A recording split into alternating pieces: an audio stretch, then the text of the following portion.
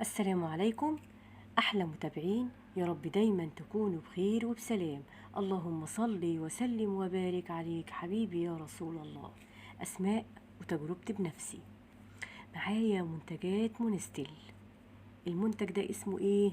ده اسمه بيبيليس، يعني مكوة شعر. بس احنا طبعا ما نستخدمش الكوي على طول في شعرنا، علشان طبعا شعرنا ايه ما يبصش. تاني منتج معايا هو الشامبو. ايوه، هي الازازه دي. الشامبو ده وهم ريحه، ترطيب للشعر، يخليكي كده ايه يعني منتعشه. تاني منتج معايا وهو زيت الانبات. طبعا زيت الانبات ده بيطول الرموش، بيحفز نمو الشعر، بيغذي البصيلات، بيساعد في نمو الشعرايه، الحته اللي مثلا فيها فراغات في راسك اللي هي تتملي شعر ما شاء الله.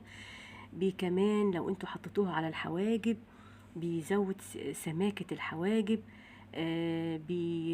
بيمنع تقصف أطراف الشعر. يعني حاجات كده كلها فيها فايدة بالنسبة لشعرنا. ومعايا كمان ورقة مكتوب فيها شوية نصايح كده نشوفهم. هنجيب 5 فصوص من الثوم، ونروح مقطعينهم قطع صغيرة كده، ونحط عليهم الزيت اللي هو زيت الإنبات، ونحطه في إناء على النار، بس تكون النار هادية، ونقعد نقلب فيهم كده لمدة 5 دقايق.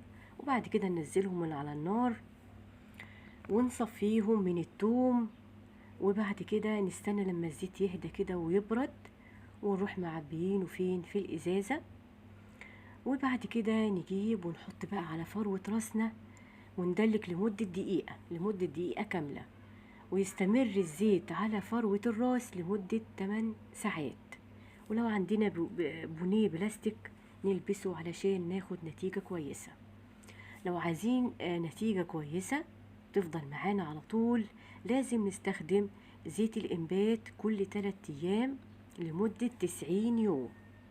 ملحوظة: لو احنا عندنا طبعا حساسية ما نقدرش اللي احنا نحط التوم على الزيت، يبقى احنا نستبعد التوم تماما، ونحط الزيت كده من غير توم.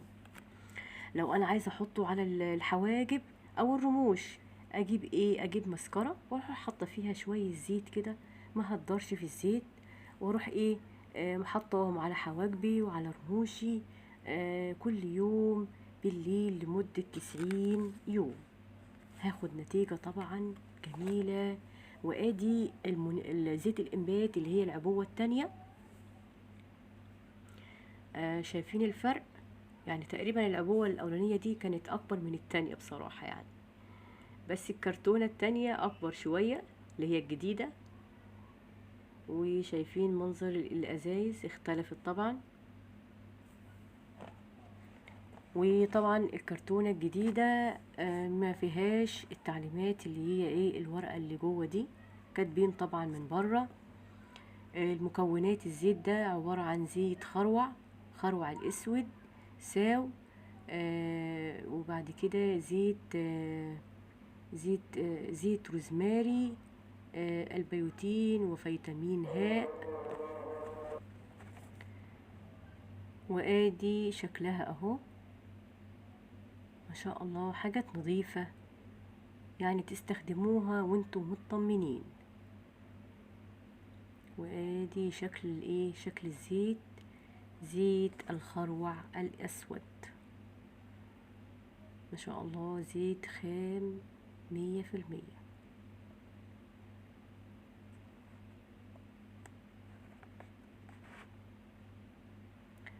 فطبعا وادي الشامبو بقى، وهتشوفوا شكله وجماله ما شاء الله. فانتوا هتشتروا المنتجات وانتوا مطمنين على الاخر، ما شاء الله. طبعا هتخلي الشعر بتاعكم كده يعني بيديله الزيت ده زيت الإطالة. بس طبعا هو اتدلق مني وخلص كده. زيت الإطالة بيطول الشعر. ومعايا زبدة الشيا.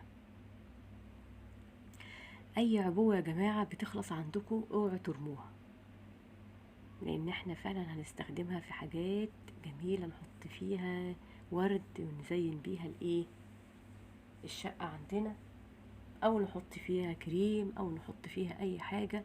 المهم العبوات الفاضية دي اوعوا ترموها. ده زيت زبدة الشيا. بنحطها طبعا على شعرنا، بس ايه استبعدوا تماما فروة الراس، بنحطها على الشعراية بس. وبعد كده بنحط طبعا بنخلي الشعر مندي، ونروح حاطين عليها زبدة الشيا، ونلف كده شعرنا، نعمله كده زي الباروكة كده، نلف الشعر. وبعد كده نجيب لو عندنا بروكاب نلبسه، يخلي الشعراية زي ما يكون انتوا فعلا كوينها. ده غير طبعا ريحة زبدة الشيا وترطيبها كمان، يعني كل المنتجات ما شاء الله جميلة.